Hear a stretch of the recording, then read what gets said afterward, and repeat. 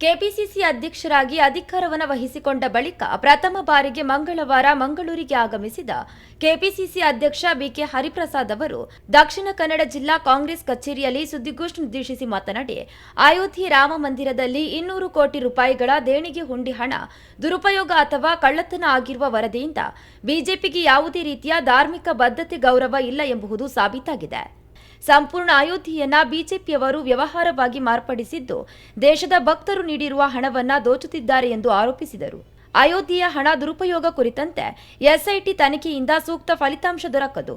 ಹಾಲಿ supreme court ನ್ಯಾಯಾಧೀಶರ ನೇತೃತ್ವದಲ್ಲಿ ಈ ಬಗ್ಗೆ ತನಿಖೆಯಾಗಬೇಕು. ಅಯೋಧ್ಯೆ ಪ್ರಕರಣದಿಂದಾಗಿ ಸಾವಿರಾರು ಮಂದಿ ಪ್ರಾಣವನ್ನ ಕಳೆದುಕೊಂಡಿದ್ದಾರೆ. ಇದೀಗ ಅಯೋಧ್ಯೆ ರಾಮ ಮಂದಿರದಿಂದ ಹಣವನ್ನ ದೋಚಿರುವುದು ದುರಾದೃಷ್ಟಕರ ಮಾತ್ರವಲ್ಲ, ನಾಚಿಕೇಡಿನ ವಿಚಾರ. ಕೇಂದ್ರ ಗೃಹ ಸಚಿವ ಅಮಿತ್ ಶಾ ಈ ಪ್ರಕರಣದ ಹೊಣೆ ಹೊತ್ತು ರಾಜೀನಾಮೆಯನ್ನ ನೀಡಬೇಕು ಎಂದರು. 2008ರಿಂದ ಬಿಜೆಪಿಯವರು ಆಪರೇಷನ್ ಕಮಲ ಎಂಬ ಹೆಸರಿನಲ್ಲಿ ಶಾಸಕರನ್ನ ಖರೀದಿಸುವ ಪ್ರಕ್ರಿಯೆ ನಡೆಸುತ್ತಾ ಬಂದಿದ್ದಾರೆ.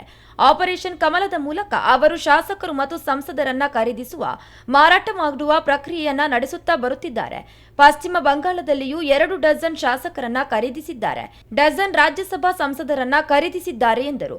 ಈ ಬಳಿಕ ದಕ್ಷಿಣ ಕನ್ನಡ, ಉಡುಪಿ ಸೇರಿದಂತೆ ಕರಾವಳಿ ಜಿಲ್ಲೆಯಲ್ಲಿ ಪ್ರಸ್ತುತ ಶಾಂತಿಯುತ ವಾತಾವರಣ ನೆಲೆಸಿದ್ದು, ಇದಕ್ಕೆ ಕಾರಣರಾದ ಪೊಲೀಸ್ ಅಧಿಕಾರಿಗಳು ಹಾಗೂ ನಾಗರಿಕರಿಗೆ ಧನ್ಯವಾದವನ್ನ ಸಮರ್ಪಿಸಿದರು.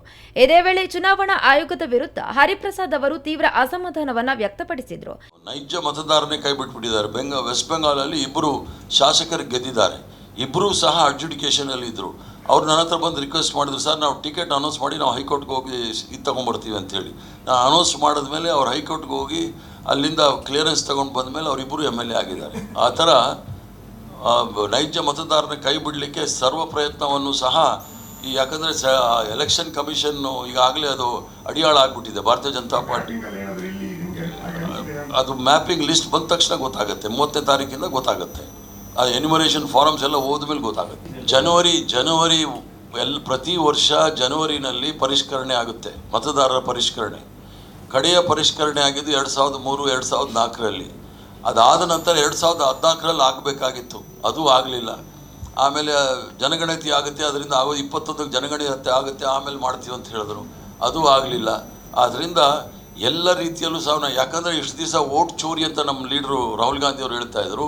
ಮೊನ್ನೆ ರಾಜ್ಯಸಭಾ ಚುನಾವಣೆ ನಡೆದ ತಕ್ಷಣ ಸೀಟ್ ಚೋರಿ ಆಗ್ತಾ ಇದೆ, ಈಗ ಕುರ್ಚಿನೇ ಕದೀತಾ ಇದ್ದಾರೆ. ಆದ್ದರಿಂದ ಸರ್ಕಾರದವ್ರ ಜೊತೆ ಸಾಂವಿಧಾನಿಕ ಸಂಸ್ಥೆಗಳು ಸೇರ್ಕೊಂಡ್ಬಿಟ್ರೆ ಅದಕ್ಕೆ ಇಂಗ್ಲೀಷಲ್ಲಿ ಬನಾನಾ ರಿಪಬ್ಲಿಕ್ ಅಂತಾರೆ.